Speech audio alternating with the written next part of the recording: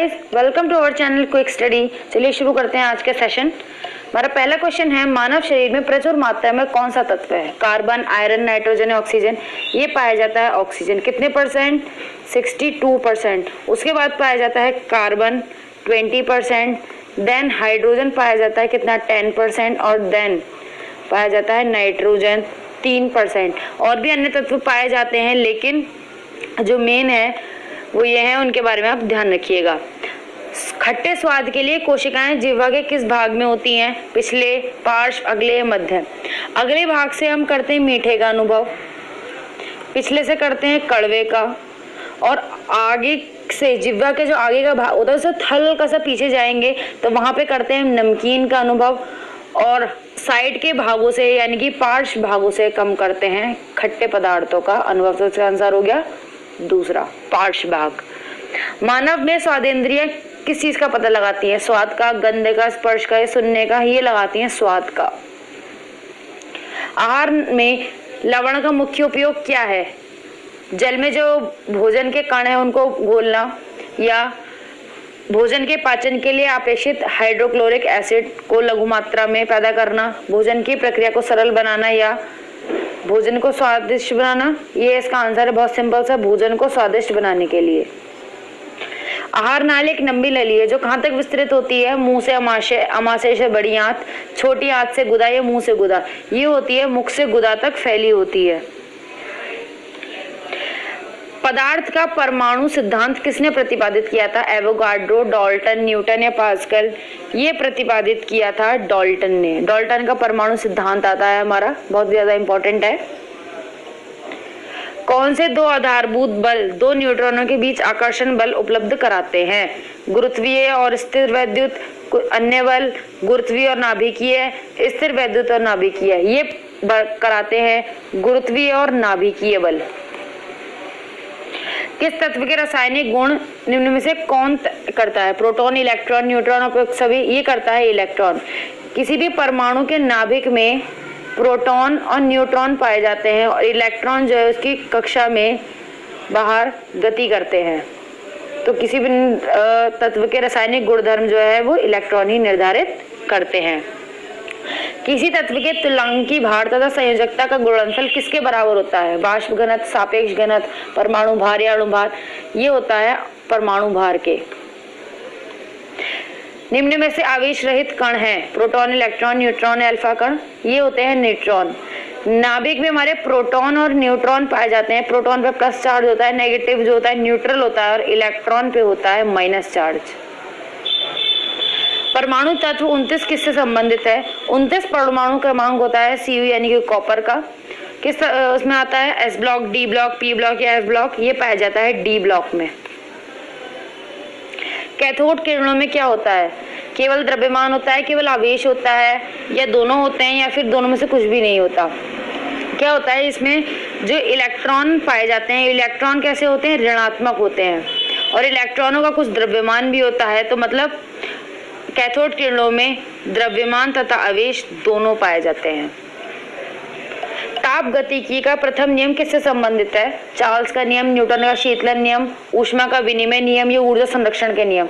यह है ऊर्जा संरक्षण के नियम से। ऊर्जा संरक्षण का नियम क्या होता है कि किसी भी पदार्थ की या किसी संपूर्ण निकाय की ऊर्जा को ना तो उत्पन्न किया जा सकता है और न ही नष्ट किया जा सकता है। उसकी जितनी भी संपूर्ण ऊर्जा है वो सदैव स्थिर रहती है। एक ऊष्माक्षेपी प्रतिक्रिया में क्या होता है? ऊष्मा विमोचित होती है, अवशोषित होती है, ना तो विमोचित होती है ना ही अवशोषित होती है। क्या होता है इसमें? प्रतिक्रिया में ऊष्मा विमोचित होती है, अर्थात ऊष्मा मुक्त होती है। काले वस्त्रों के मुकाबले श्वेत वस्त्र शीतल क्यों होते हैं? वह सभी अपना जितना भी प्रकाश है उसको अवशोषित कर लेंगे, या उसे परावर्तित करेंगे, या भेदन नहीं होने देते, या पूर्णतः शीतल कर देते हैं सूर्य के प्रकाश को। इसका आंसर है कि जो जितना भी प्रकाश सूती वस्त्रों तक पहुंचता है वो सारा का सारा परिवर्तित कर देते हैं, जिसके कारण हमें गर्मी नहीं लगती है। इसलिए बोले जाते हैं सफेद वस्त्र और या फिर सूती वस्त्र हमें गर्मियों में पहनने चाहिए। काले वस्त्र जो होते हैं, जो काला रंग होता है, वो जितना भी एक प्रकाश होता है सूर्य का वो अपने अंदर अवशोषित कर लेता है, उसे पहनने से हमें बहुत ज्यादा गर्मी लगती है। तो इसका आंसर हो गया ऑप्शन 2। निम्न में से कौन सा एक बुरा ऊष्मा का परिचालक है? एल्यूमिनियम, तांबा, शीशा या चांदी? ये है शीशा।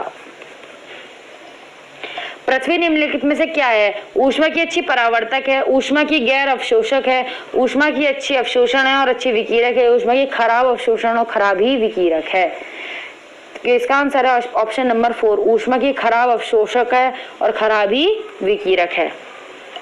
भारत के स्थलाकृतिक मानचित्र में कौन सा संगठन बनता है? भारतीय भौगोलिक सर्वेक्षण, भारतीय सर्वेक्षण, भारतीय भूवैज्ञानिक सर्वेक्षण या भारतीय पुरातात्विक सर्वेक्षण? यह है भारतीय सर्वेक्षण, जिसका जो गठन किया गया था 1767 में किया गया था। 1767 में इसकी स्थापना हुई थी, जिसके तहत भारत की भौगोलिक स्थिति का अनुमान लगाया जाता है। भारतीय मानक समय किस रेखा पर अपनाया जाता है? 75.5 डिग्री, 82.5 डिग्री, 90 डिग्री। ये अपनाया जाता है 82.5 डिग्री पूर्वी देशांतर। भारत का मानक समय ग्रीनविच से कितने समय आगे है? 5.5 घंटे है, 4.5, 4 या 5.5 घंटे पीछे है? ये है 5.5 घंटे। जो हमारा मानक समय है वो इलाहाबाद के मिर्जापुर से नैनी से पास होता है और ये ग्रीनविच से 5.5 घंटे आगे है। निम्नलिखित में से किसको सूर्य की ऊर्ध्वाधर किरणें कभी नहीं मिलेंगी? चेन्नई, तिरुवनंतपुरम, श्रीनगर या मुंबई? इसका आंसर है श्रीनगर। अब इसका आंसर श्रीनगर क्यों है सुन लीजिए। सूर्य की ऊर्ध्वाधर किरणें श्रीनगर पे कभी नहीं पड़ेंगी, क्योंकि सूर्य कर्क रेखा से मकर रेखा के बीच ऊर्ध्वाधर चमकता है।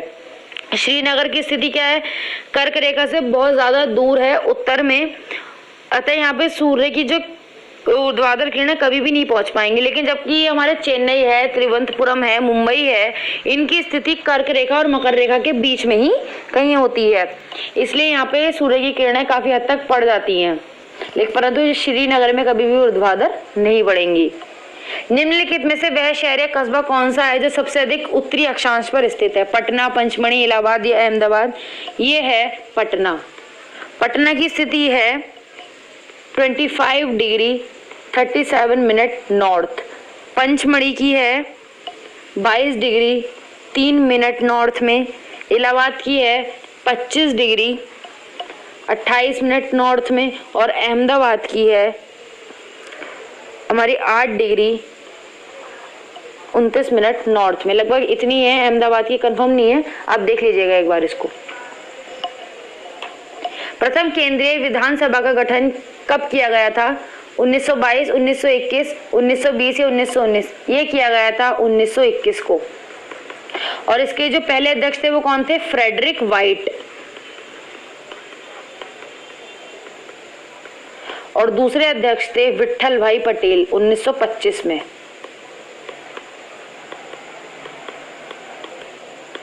और इसके जो उपाध्यक्ष थे वो किसे बनाया गया था? वो बनाया गया था सच्चिदानंद सिन्हा को।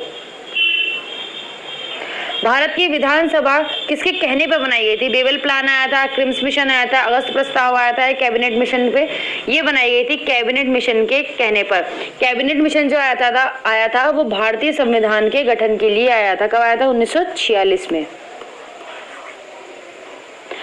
निम्न में से किस अधिनियम में नियंत्रक महालेखा परीक्षक का सुझाव दिया गया? 1909, 1919, 1909, 1935 का अधिनियम या 1947 का अधिनियम? कौन सा अधिनियम था ये अधिनियम था हमारा 1919 का। भारत की संविधान सभा के अध्यक्ष कौन थे? भीमराव अम्बेडकर थे, राजेंद्र प्रसाद थे, BN राव थे, पंडित जवाहरलाल नेहरू थे? ये थे डॉक्टर राजेंद्र प्रसाद। इतिहास के आरंभिक काल को क्या कहा जाता है? पूरा पाषाण काल, मध्य पाषाण काल, या लघु पाषाण काल या नव पाषाण काल? ये कहा जाता है पूरा पाषाण काल। भीमबेटका की गुफाएं किस राज्य में है? तेलंगाना, आंध्र प्रदेश, मध्य प्रदेश या कर्नाटक? ये है मध्य प्रदेश में। किस काल में पत्थरों के औजार पहले पाए गए थे? नव पाषाण काल, पूरा पाषाण काल, लघु या मध्य पाषाण काल? ये पाए गए थे पूरा पाषाण काल में। कौन सी सभ्यता अपने नगर प्रयोजन के लिए सबसे प्रसिद्ध थी? सिंधु घाटी की, मेसोपोटामिया की, फारस की, मिस्र की? ये थी सिंधु घाटी की सभ्यता।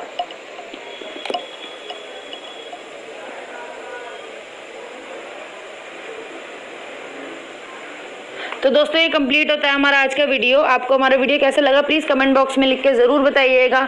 बहुत ही ज़्यादा इंपॉर्टेंट क्वेश्चंस हैं, आप इनको बार बार रिवाइज कीजिए और लर्न करने की कोशिश कीजिए, क्योंकि ये एग्जाम्स में आए हुए क्वेश्चन है सारे, अदर उसके बाहर का कोई भी क्वेश्चन नहीं है। आई होप इसको पढ़ने के बाद आपको एग्जाम में ज़रूर फ़ायदा मिलेगा। इस वीडियो को अपने दोस्तों के साथ भी ज़रूर शेयर कीजिए और हमारे बेल आइकन को प्रेस करना ना भूलें।